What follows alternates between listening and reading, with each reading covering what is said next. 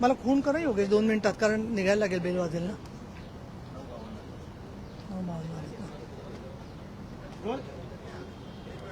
काही संगमनेरमध्ये शाळेत जाणाऱ्या एका मुलीवरती ऍसिड आणला होतो. अनेक प्रश्न उपस्थित होतात. सुरक्षेचा प्रश्न आहे, ऍसिड सहज उपलब्ध होतं का, असे अनेक प्रश्न उपस्थित होतात. नुकतीच मी महिलांसाठी सेफ्टी ऑडिट म्हणजे सार्वजनिक ठिकाणी महिला, मुली, बालकं जात असताना रस्त्यामध्ये काही वेळेला बसेस, त्याचबरोबर चालत जात असताना असे हल्ले होतात. या संदर्भामध्ये सर्व डिपार्टमेंट्स, मग गृह विभाग, शिक्षण विभाग, परिवहन विभाग, सार्वजनिक बांधकाम विभाग, या सगळ्यांना वेळोवेळी सूचना दिलेल्या आहेत. सभागृहात सुद्धा हे प्रश्न अनेक वेळेला गाजलेले आहेत. काल ही घटना कळल्यानंतर मी नगरचे SP सोमनाथ घारगे यांच्याशी संपर्क केलेला आहे. काल रात्रीपर्यंत तरी आरोपी पकडला गेलेला नव्हता.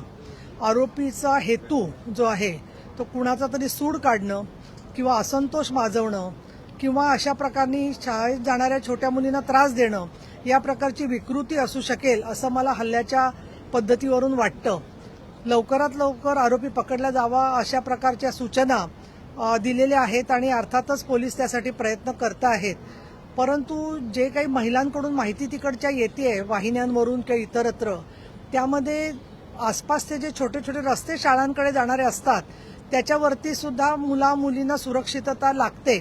तर मला स्वतःला असं वाटतं की जिथे शक्य होईल तिथे CCTV बसवण्याबरोबरच ही जी फिरती पथकं आहेत दामिनीची, ती जरी शाळांच्या मुख्य ठिकाणी ठेवली असली तरी आसपासच्या रस्त्यांवरती सुद्धा फिरती पथकं आवश्यक आहेत. काय प्रकारचं ऍसिड हे होतं याच्याबद्दलची माहिती अजून डॉक्टरांकडून पुरेशी आलेली नाहीये.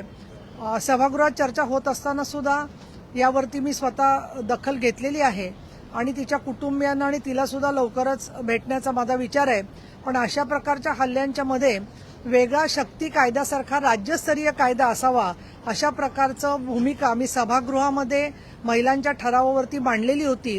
कारण शक्ती कायद्याच्या केंद्राचा BNS मध्ये म्हणजे भारतीय न्याय संहितेत जरी समावेश झाला असला तरी सुद्धा ऍसिड टाकणं आणि सायबर क्राईम्स याच्यासाठी महाराष्ट्राचा वेगळा कायदा असणं गरजेचं आहे. त्याची शिफारस पोलिसांना दिलेली आहे. मला ही अपेक्षा आहे की लवकरच राज्य सरकारकडून त्याबद्दल योग्य ती पावलं उचलून आरोपींना कठोर शिक्षा होण्याच्या दृष्टिकोनातून कार्यवाही चांगल्या प्रकारे होईल. या आरोपीला कडक शिक्षा झाली पाहिजे आणि ज्या प्रकारचं ऍसिड फेकलं जातं त्याच्यावरती काही प्रतिबंध आणता येईल का हे सुद्धा बघणं आवश्यक आहे. काही हिंदीमध्ये सांगा ना. नाही, आता मला वरती बेल, मला स्टेअरवर जायचं. तुम्ही करून घ्या. तुम्ही तामिळनाडूच्या लोकांना कसं दाखवता सबटायटल्स कसं दाखवता.